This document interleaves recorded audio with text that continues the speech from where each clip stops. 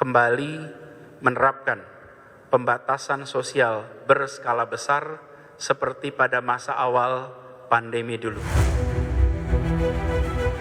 Lagi-lagi ibu kota kembali mengucilkan dirinya dari peradaban ramai. Nahkoda Jakarta Anies Baswedan resmi menurunkan jangkar, tanda dimulainya PSBB untuk menghambat laju pertumbuhan COVID-19 di ibu kota. Keputusan Anies itu bukanlah tanpa sebab.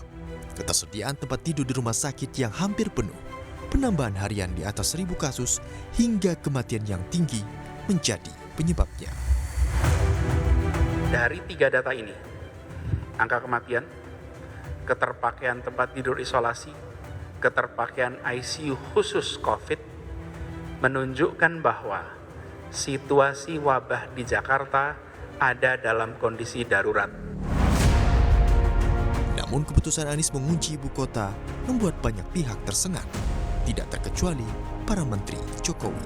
Atas pernyataan yang begitu bombastis, dramatis oleh Gubernur DKI Bapak Anies Baswedan sehingga menimbulkan hal yang tidak perlu dan membakar ludes 300 triliun, saham-saham kita berguguran.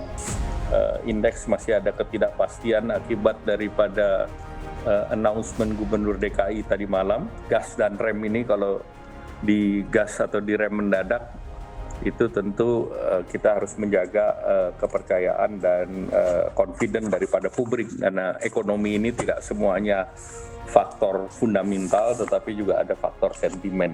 Sedikit banyak akan kembali mempengaruhi kinerja dari industri manufaktur yang ada di Indonesia, apalagi kalau nanti diikuti oleh provinsi-provinsi lain yang ada di Indonesia yang kembali menerapkan PSBB yang ketat.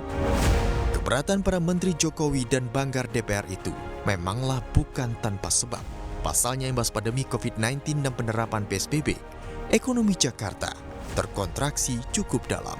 Data Badan Statistik menyebut realisasi produk domestik regional bruto ibu kota pada kuartal 2 tahun 2020 tergerus 8,22% secara tahunan.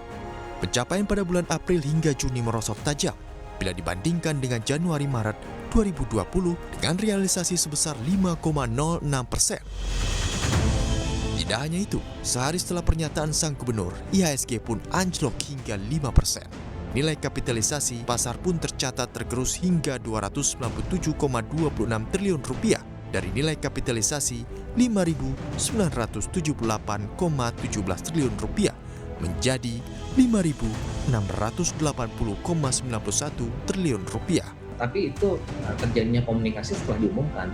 Jadi ya kita memang tidak pernah diajak bicara untuk masukan kita bagaimana gitu. Tapi yang jelas PSBB ini pasti akan menekan kembali dan lebih buruk daripada PSBB pertama untuk dari segi ekonomi ya, dampak ekonominya. Karena saat ini modal kerja yang dimiliki oleh perusahaan itu semakin menipis kan gitu. Lagi-lagi, publik diberikan tontonan gamblang betapa bobroknya koordinasi antara pusat dan daerah dalam mengambil keputusan. Ketidakharmonisan pemerintah pusat dan pemerintah Provinsi DKI Jakarta ini dikritik keras oleh Ketua Cendekiawan Muslim Indonesia yang juga anggota DPD RI dari Provinsi DKI Jakarta, Chimli Asidiki. Ketua Mahkamah Konstitusi pertama ini menilai pusat dan Pemprov DKI Jakarta layaknya beroposisi karena sering bersilang pendapat.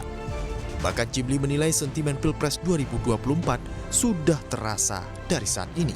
Banyak menteri Jokowi yang silang pendapat dengan Gubernur DKI Jakarta itu.